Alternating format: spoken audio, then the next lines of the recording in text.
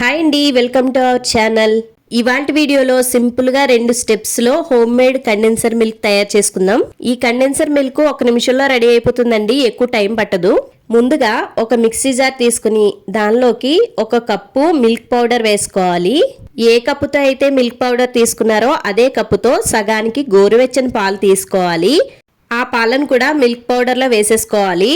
ఇప్పుడు అదే కప్పు తోటి పావు వంతు పంచదార కూడా తీసుకుని ఆ మిల్క్ పౌడర్ లో వేసేసుకోవాలి. అలాగే వీటితో పాటుగా 1 స్పూన్ బటర్ కూడా యాడ్ చేసుకోవాలి. ఇప్పుడు మిక్సీ జార్ లో వేసుకున్నవన్నిటినీ కూడా గ్రైండ్ చేసుకోవాలి.